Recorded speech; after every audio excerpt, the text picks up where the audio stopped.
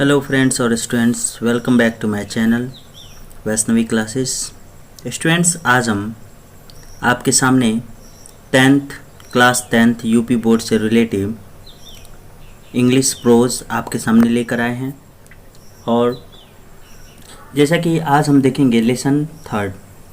Students, मैं चाहूँगा यदि आप मेरे चैनल के लिए नए हैं तो चैनल को सब्सक्राइब करके बेल आइकन ज़रूर दबा दें ताकि मेरे प्रतिदिन का आने वाला वीडियो आपको समय से मिलता रहे। स्टूडेंट्स, जैसा कि मैंने अपने कुछ प्रीवियस वीडियो क्लास 10 से रिलेटिव ऑलरेडी मैं कुछ चैप्टरों को पढ़ा चुका हूं, जो आप हमारे प्लेलिस्ट में जाकर चेक कर सकते हैं और वहां से स्टडी कर सकते हैं। आइए फिर चर्चा करते हैं इस चैप्टर पे। चैप्टर का नाम है गंगा और इसके राइटर है पंडित जवाहरलाल नेहरू, जो भारत के प्रथम प्रधानमंत्री भी थे। इनका जन्म 1889 में हुआ था और मृत्यु 1964 में। स्टूडेंट्स, आइए इस चैप्टर का स्टडी हम करते हैं। जैसे कि ये चैप्टर पंडित जवाहरलाल नेहरू द्वारा लिखे गए एक वसीयतनामा है और पंडित जवाहरलाल नेहरू जो कि भारत के प्रथम प्रधानमंत्री थे और एक अच्छे राइटर भी थे। इन्होंने डिस्कवरी ऑफ इंडिया इन्होंने ही लिखा था और glimpses of the world history और भी आत्मकथाएं भी इन्होंने लिखा था। और ये कह सकते हैं अंतर्राष्ट्रीय स्तर पर एक प्रतिष्ठित व्यक्ति थे। आइए फिर इस चैप्टर का स्टडी करते हैं। जैसे कि आप देख रहे हैं, आई have received so much love and affection from the Indian people that nothing that I to do can repay even a small fraction of it, and indeed there can be no repayment of so precious a things as affection। ये आई शब्द पंडित जवाहरलाल नेहरू का है क्योंकि writer ये self खुद writer है। यहाँ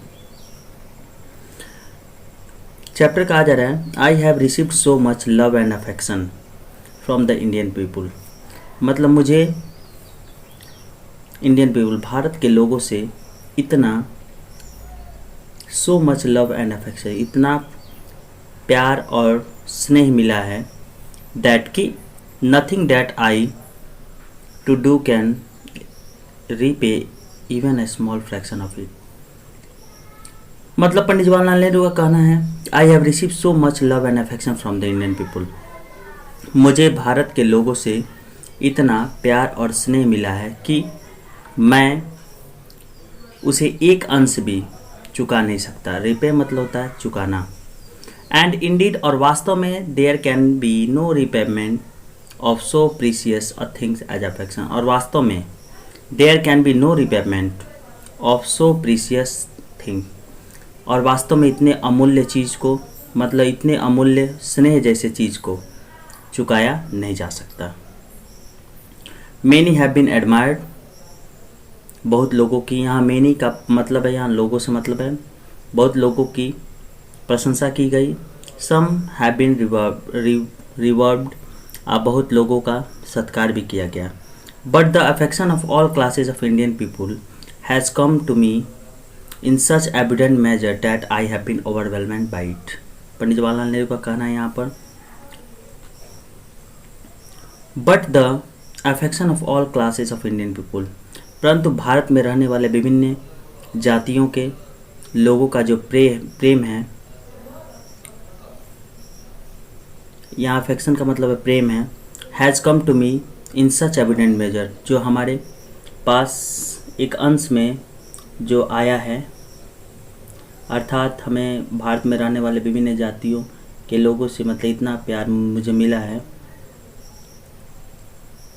मतलब टुकड़े टुकड़े में मतलब प्यार मिला है। That I have been overwhelmed by it, कि मैं उससे भावविभोर हो गया हूँ। ओवरवेलमेंट मतलब होता है भावविभोर होना या अभिभूत होना।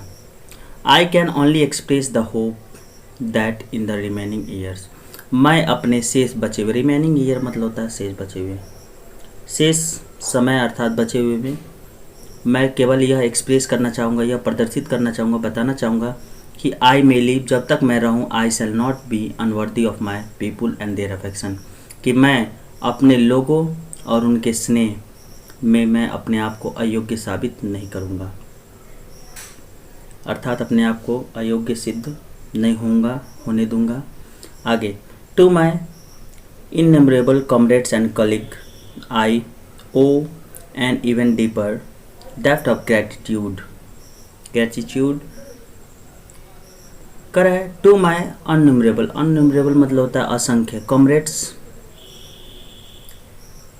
एंड कलीज, यहाँ आप शब्द देख रहे होंगे, कॉमरेड्स है जिसका हिंदी होता है साथी, और कलीज सहकर्मी। To my innumerable comrades and colleagues, मेरे असंख्य साथी और सहकर्मी, I owe an even deeper depth of gratitude, मैं उनका क्या हूँ, बहुत बड़ा ऋणी हूँ, अर्थात मैं उनका और भी क्या हूँ, अधिक ऋणी हूँ। We have been joint partners in great undertakings, हम लोगों ने बहुत से महान कार्यों में हिस्सा लिया है।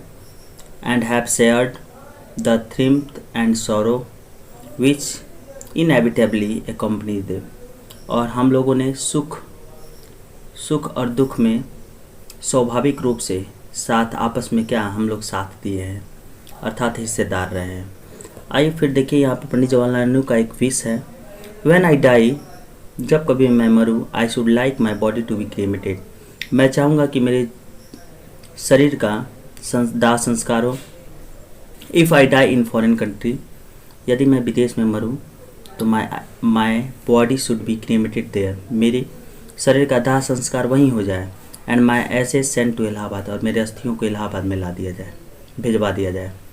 ए small handful of these ashes should be thrown in Ganga, और उस अस्थियों का में से एक मुट्ठी अस्थि को गंगा में विसर्जित कर दिया जाए। And major portion of them disposed in manner indicated below, और शेष जो बचे हुए जो भाग है उसे निम्नलिखित तरीके से विसर्जित किया जाए। वह क्या है, नो पार्ट ऑफ द जैसे शुड बी रिटेन और प्रिजर्व, और मेरे अस्थियों का कोई भी भाग को न ही लौटाया जाए न ही सुरक्षित रखा जाए। पंडित जवाहरलाल नेहरू का विश था। स्टूडेंट्स, मैं आपको बता दूं, ये यूपी बोर्ड के लिए बहुत ही इम्पोर्टेंट है, और हर साल अक्सर इससे क्वेश्चंस और पैसेज ज़रूर पूछे जाते हैं। सो स्टूडेंट्स, आप थोड़ा सा इस चैप्टर को ध्यान से देखेंगे। फिर देखिए, कह रहे हैं, my desire to have a handful of my ashes thrown in Ganga, मेरी इच्छा है कि मेरे एक मुट्ठी अस्थियाँ जो है वह गंगा में विसर्जित किया जाए, इलाहाबाद के गंगा में विसर्जित किया जाए। हैज़ नो रिलीजियस सिग्निफिकेंस, और इसमें मेरा कोई धार्मिक महत्व नहीं है, अर्थात पंडित जवाहरलाल नेहरू का ये कहना है कि मेरे एक मुट्ठी अस्थियों को क्या कर दिया जाए, गंगा में विसर्जित किया जाए, और इसमें मेरा कोई धार्मिक महत्व नहीं है। आय करें, एज आई एम कंसर्न, जैसा कि मेरा मानना है,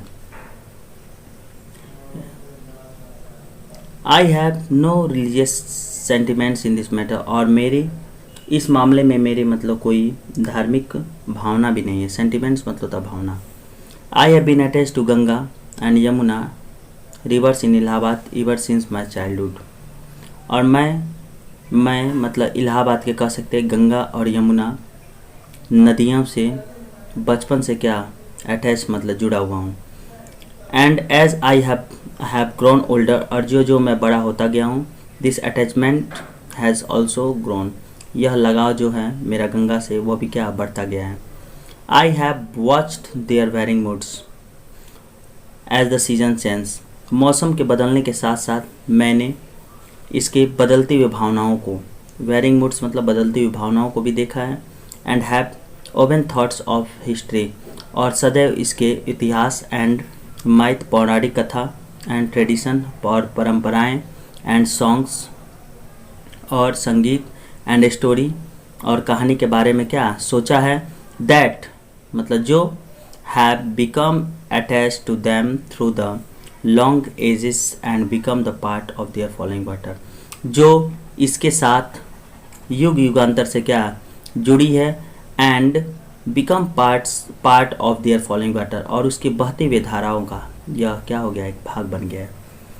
स्टूडेंट्स आइए नेक्स्ट पैसेज की ओर लेके चलता हूँ आपको। आई होप आपको समझ में आ रहा होगा passage.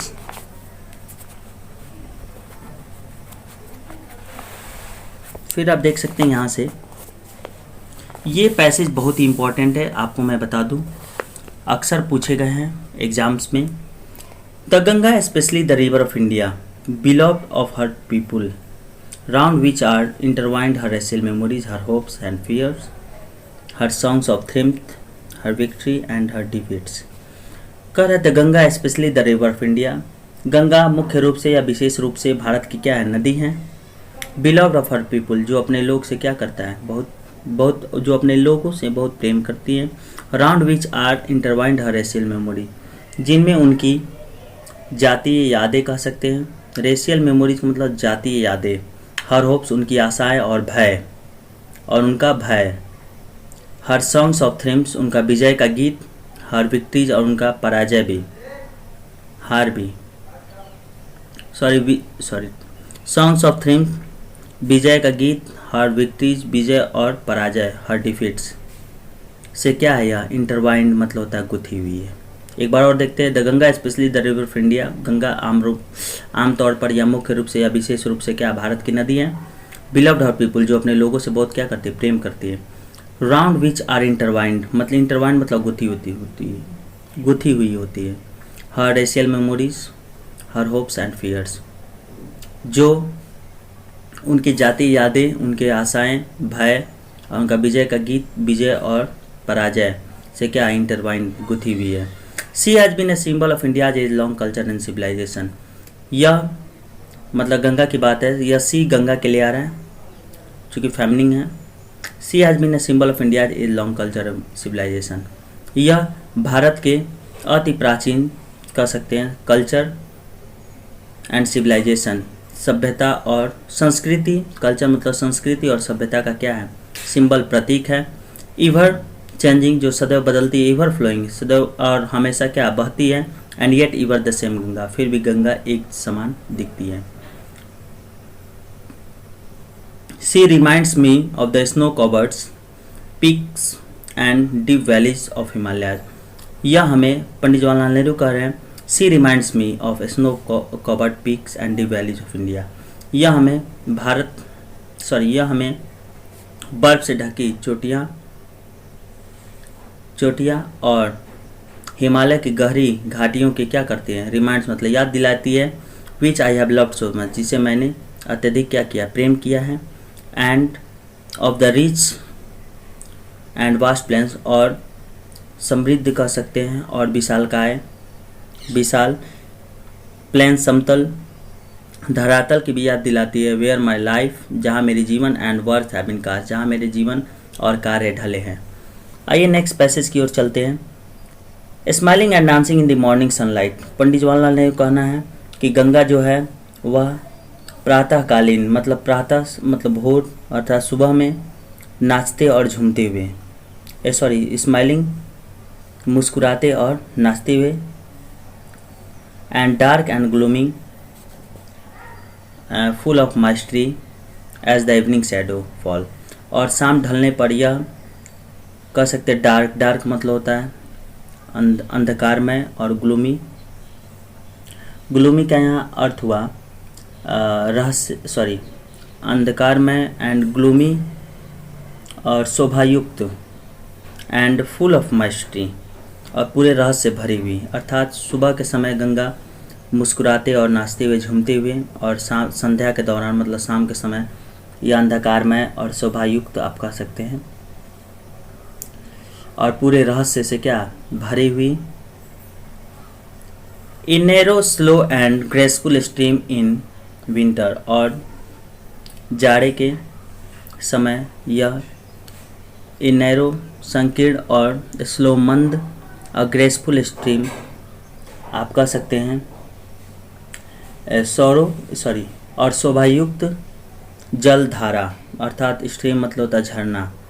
And a vast roaring things during the monsoon के दौरान एक विशालकाय गरजती हुई वस्तु के समान, ब्रॉड बॉजम्ड ऑलमोस्ट एज द सी, मतलब जैसे कि ब्रॉड बॉजम का मतलब होता है चौड़ी वक्ष स्थल वाला, एज द सी मतलब समुद्र की भांति, and with some things of the seas power to destroy, और जो अपने आप में समुद्र की तरह शक्ति रखने वाली, जो किसी चीज़ को भी क्या कर सकती है, बर्बाद कर सकती है, तबाह कर सकती है। The Ganga has to me a symbol, Ganga मेरे लिए एक प्रतीक रही है, and memory of past and of India running into the present and flowing on the great ocean of future. यहाँ पीटी नेहरू का कहना है Ganga has to me a symbol and memory of past of India, मतलब गंगा हमारे लिए भारत के अतीत कह सकते हैं कि प्रतीक और स्मृति रही है। रनिंग इनटू द प्रेजेंट जो वर्तमान से चलकर, and flowing on the great ocean of the future जो भविष्य के मतलब महासागर में जाकर क्या मिल जाती है, फ्लोइंग मतलब बहने लगती है। सो स्टूडेंट्स आज के लिए इतना ही, और नेक्स्ट मैं पार्ट 2 लेकर आऊँगा आपके सामने, जो हमें ये पैसेज नंबर 5 उसमें हम स्टडी करेंगे। सो स्टूडेंट्स यदि आप हमारा वीडियो अगर आपको पसंद आया हो तो हमारे चैनल को सब्सक्राइब करके बेल आइकन ज़रूर दबाएं, ताकि प्रतिदिन का वीडियो आपको समय से मिलता रहे। So students thanks, that's all.